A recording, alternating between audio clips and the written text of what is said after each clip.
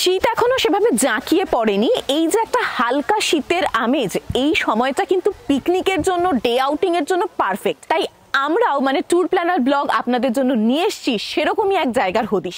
কলকাতা থেকে মাত্র 1.5-2 ঘন্টার জার্নি করেই আপনি পৌঁছে যেতে পারবেন এখানে, যেখানে রয়েছে সুইমিং পুল যুক্ত দুর্দান্ত রিসোর্ট, যার রুম থেকে সামনের দুর্দান্ত ভিউ দেখতে পাওয়া যায়, যেখানে ব্যালকনিতে এসে দাঁড়ালে সামনে ধরা দেয় সবুজ প্রকৃতি আর দেখে নিতে পারবেন গঙ্গার অসাধারণ রূপ, যেখানে রয়েছে জমিয়ে খাওয়া দাওয়ার আয়োজন। একসাথে বাড়ির সবাই মিলে বসিয়ে গল্প আড্ডা জমে যাবে এখানে।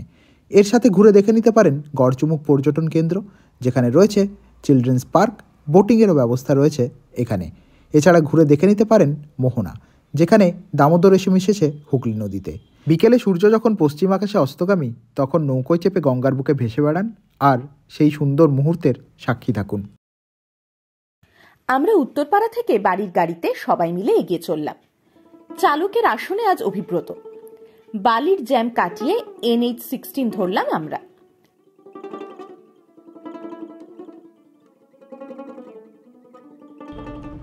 শীতকাল মানেই পিকনিক, হই হুল্লোড়, সবাই মিলে বেরিয়ে পড়া, ছোট ছোট আউটিং।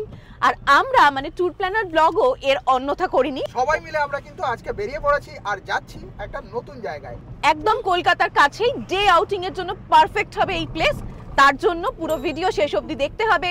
সঙ্গে থাকুন, দেখতে থাকুন ট্যুর প্ল্যানার ব্লগ। ছাড়া ওই রাঙা মাঠের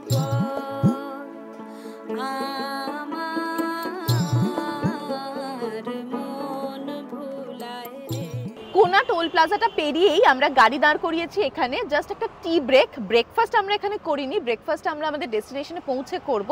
তার আগে ছোট্ট একটা চা বিরতি, তারপরে আবার এগিয়ে চলা। বেশি দূর পথ নয়, একটু বাদেই পৌঁছে যাব আমরা।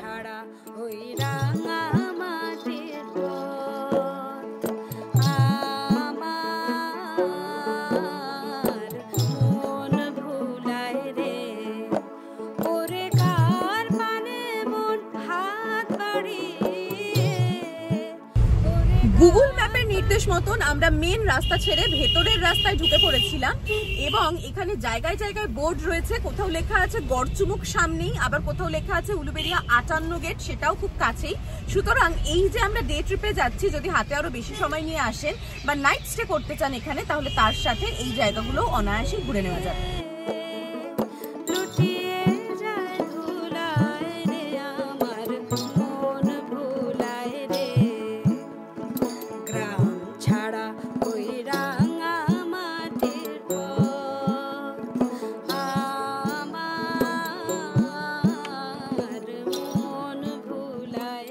আমরা আজকে চলে এসেছি উলুবেড়িয়ার গঙ্গাবিতান প্রজেক্টের অন্তর্গত সাই রিসোর্টে।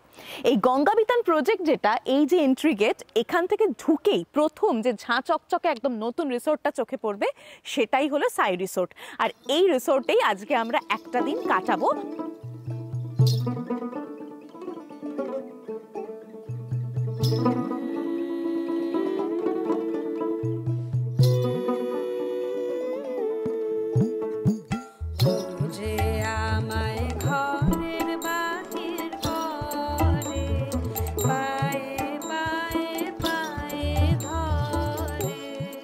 এবারে আমাদের টিমে আমরা আমাদের পরিবারের সব থেকে বয়োজ্যেষ্ঠ যিনি, মানে আমাদের দিদা, তাকেও ইনক্লুড করেছি। যেহেতু বাড়ির একদম কাছেই, তাই শারীরিক প্রতিবন্ধকতাকে কাটিয়ে তিনিও আসতে রাজি হয়েছেন। এই জন্য আমাদের এই ট্রিপটা আরো বেশি স্পেশাল। সাই রিসোর্টের ভিতরে ঢুকে দেখলাম ব্রেকফাস্টের প্রস্তুতি চলছে। স্থানীয় মহিলারা রয়েছেন রান্নার দায়িত্বে। আমরা ডে ট্যুরের প্যাকেজে এসেছি, যেখানে ব্রেকফাস্ট থেকে বিকেলের স্ন্যাক্স অবধি সব ধরা থাকে। আমরা আশপাশটা ঘুরে ঘুরে দেখতে লাগলাম। গঙ্গার ধার ধরে অনেকটা খোলামেলা জায়গা। এরপর রিসোর্টে ফিরে দেখি ব্রেকফাস্ট পরিবেশিত হচ্ছে। এসেই একটু এদিক ওদিক ঘোরাঘুরি করতে না করতেই ব্রেকফাস্টের ডাক পড়লো। আর ব্রেকফাস্টের টেবিলে যখন এলাম, তখন এসে দেখছি যে এই রকম সমস্ত এলাহি আয়োজন ব্রেকফাস্টেই। মানে এসে গেছে গরম গরম লুচি, ফুলকো লুচি, ছোলার ডাল, আলুর দম, ডিম সেদ্ধ, মিষ্টি। এই রকম যদি হেভি ব্রেকফাস্ট হয়, এরপরে লাঞ্চ কি করে করব সেটাই ভাবছি। যদিও এখন আমি খাওয়া শুরু করিনি, আগে ব্রেকফাস্টটা জমিয়ে করি, তারপরে আরও অনেক জায়গা ঘুরে দেখার আছে। এখানেও আরও অনেক কিছু দেখানোর আছে, সেগুলো আস্তে আস্তে আপনাদের সাথে শেয়ার করব। উইকেন্ড ট্যুরে যে ব্যাপারটা খুব এসেন্সিয়াল, সেটা হলো খাওয়া দাওয়া। এখানে কিন্তু ব্রেকফাস্টটা প্রথম মুখে নিয়ে আমার যে কথাটা মনে হলো, বাড়ির খাবার খাচ্ছি। বেশ ভালো খাবার, সুন্দর টেস্ট, দারুণ খেতে। আমাদের ব্রেকফাস্ট হয়ে গেছে, আর এই রুমটা আমাদের ওনারা দিয়েছেন। ডে আউটিংয়ে আপনারা আসলে এরকম একটা রুম নিতে পারেন একটুখানি ফ্রেশ হওয়ার জন্য। তো দিদি যেহেতু এসছে, দিদির কোমরে পায়ে সব জায়গায় এত ব্যথা, বেচারা অনেকক্ষণ বসেছিল, তো এসে একটুখানি পাটা ছড়িয়ে এখানে বসেছে। আমরা বেশ ভালোই গল্প করছি, আর ব্রেকফাস্টটা তো দারুণ হলো। দিদি ব্রেকফাস্টটা এত ভালো খাওয়া সকালে ডাল, এই যে ডাল যা হয়েছে না, দারুণ না? বাড়ির মতো মিষ্টি, চমৎকার, খুব সুন্দর হয়েছে। রান্নার হাতটা এদের ভীষণ ভালো, সব দুর্দান্ত, খুব ভালো। তো সবাই মিলে বেশ মজা করছি। আমরা একটা টোটো নিয়ে সাইট সিইং এর জন্য বেরিয়ে পড়লাম।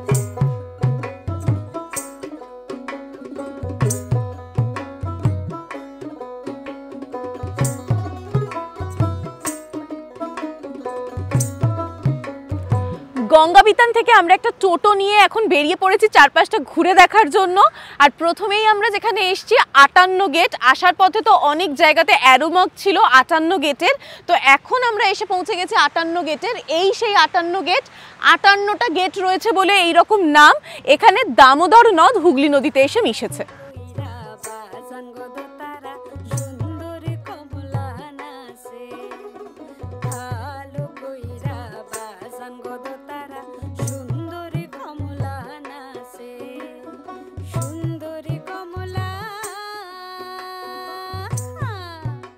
আটান্ন গেট দেখে এখন আমরা চলে এসেছি গড়চুমুখ পর্যটন কেন্দ্রে। তো পর্যটন কেন্দ্রে এসে প্রথমেই যেটা দেখতে পেলাম, জুটা বন্ধ আছে, তো এটা দেখে একটু মনটা খারাপ হয়ে গেল বটে, কিন্তু ভেতরে পার্কটা খোলা আছে, আমরা পার্কটা ঘুরে দেখবো। আর তার সাথে ভেতরে বোটিংয়েরও ব্যবস্থা রয়েছে, সেটাও দেখলাম, বাইরে পোস্টার দেওয়া রয়েছে। টিকিট কাউন্টার থেকে আমরা টিকিট কেটে নিয়েছি, 15 টাকা পার হেড টিকিট, আর তার সাথে টোটো রয়েছে, টোটোর 60 টাকা ভাড়া, তার সাথে টোটো চালকের আলাদা ভাড়া। এই ব্যাপারটা ভীষণই অদ্ভুত লাগলো। ফরেস্ট ডিপার্টমেন্টের অনেকেই আমাদের সাথে যুক্ত রয়েছেন, তাদের একটু বিষয়টা নজর দিতে বলবো, কারণ এই ক্ল্যারিফিকেশনটা আমাদেরও দরকার, ঠিক যেরকম দর্শক বন্ধুদের দরকার। 30 টাকা দিয়ে টিকিট কেটে আমরা ভেতরে ঢুকলাম। বাঁদিকের এই দেওয়াল ঘেরা জায়গার ওপাশেই রয়েছে জু। এখন বন্ধ থাকলেও কিছুদিন বাদেই ওপেন হয়ে যাবে বলে শুনলাম। টোটো করে আমরা গড়চুমুখ পর্যটন কেন্দ্রের একদম শেষ প্রান্তে এসে গেছি, আর এই দিকটাতে রয়েছে শিশু উদ্যান। এই ভেতরে বেশ কিছু দোলনা রয়েছে, একটা ছোট মাঠ রয়েছে। বাচ্চাদের তো দারুণ মজা হবেই, আমাদেরও বেশ ভালো লাগছে শীতকালে এরকম একটা জায়গায় এসে মজা করতে, সবারই ভালো লাগবে। আর ওই দিকেই রয়েছে দামোদর নদ।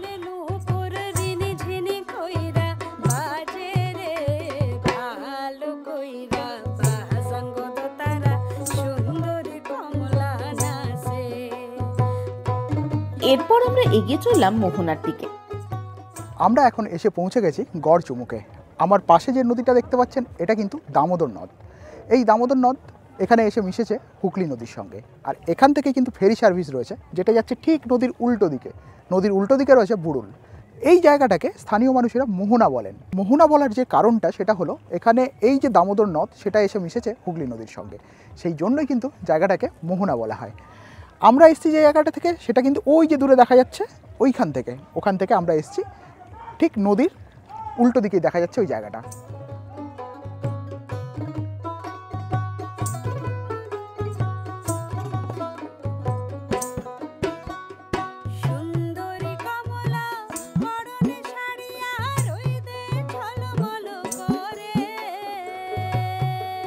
এরপর আমরা রিসোর্টে ফিরে এলাম।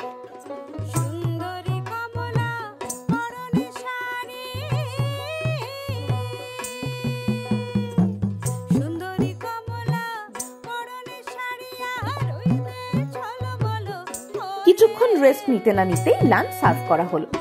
এখন আমরা এসে গেছি লাঞ্চ করতে, আর লাঞ্চেও কিন্তু দারুণ আয়োজন রয়েছে। ভাত, ডাল, ভাজা এগুলো তো রয়েইছে, আর ননভেজ আইটেমের মধ্যে রয়েছে চিংড়ির মালাইকারি, মাটন। আপনারা তো জানেন আমি মাংস খাই না, তাই জন্য আমার যে প্লেটটা তাতে মাংস মিশি। অভিব্রতর পাতে সব রকম আইটেমই পড়েছে। একটা কথা কিন্তু বারবার বলতেই হবে, এখানে রান্নার হাতটা কিন্তু খুব ভালো। ভালো না? ভালো লাগছে দিদুন? তো আমরা কিন্তু সবাই মিলে খুব মজা করে খাচ্ছি, মানে জমিয়ে খাচ্ছি যাকে বলে। এত কিছু খেয়ে উঠতে পারবো কিনা বুঝতে পারছি না। এখন আপনাদের নিয়ে যাব ওপরের ফ্লোরে, যেখানে আরও কয়েকটা রুম রয়েছে। যে আউটিংয়ে আসলে নিচের রুমটা ওনারা দেন, আর যদি নাইট স্টে কেউ করেন সেক্ষেত্রে নিচের রুম বা ওপরের রুম যে কোনো রুমেই থাকার অপশন রয়েছে। আমরা আপাতত ওপরের ফ্লোরটা একবার ঘুরে আসি।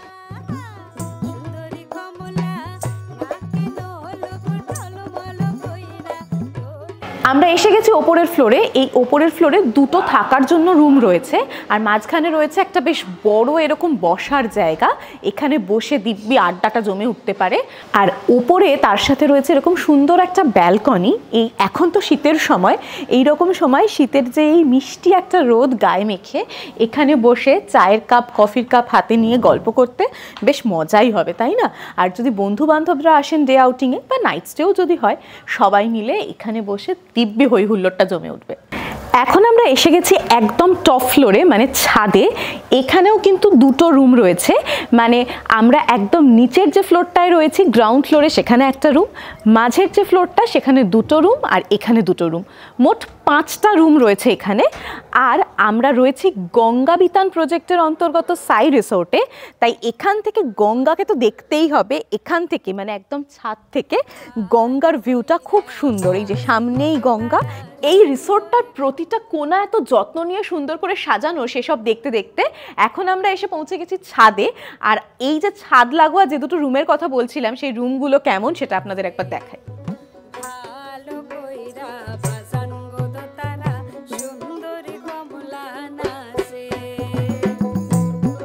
প্রতিটা রুমই ভীষণ সুন্দর করে ডেকোরেটেড, ওয়েল ডেকোরেটেড রুমগুলো। আর রুমগুলোর যেটা সব থেকে বড় প্লাস পয়েন্ট সেটা হচ্ছে রুমের সামনে এরকম সুন্দর ব্যালকনি, আর ব্যালকনির সামনে রয়েছে এরকম বড় কাঁচের দরজা, যেখানে বসেই আপনি দূরে গঙ্গাকে দেখতে পাবেন।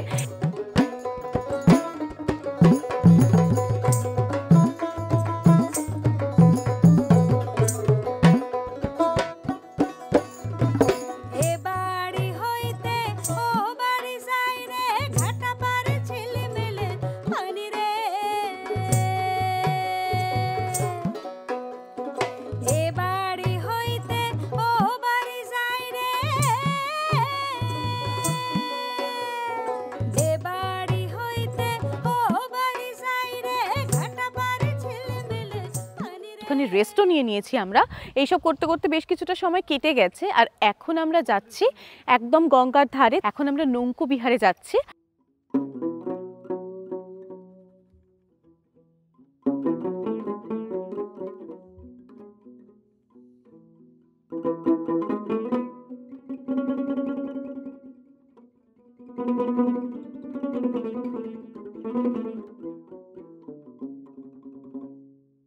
বিকেল বিকেল সূর্যাস্তের এই মুহূর্তটায় আমরা এখন রয়েছি হুগলি নদীর ঠিক মাঝখানে নৌকোতে।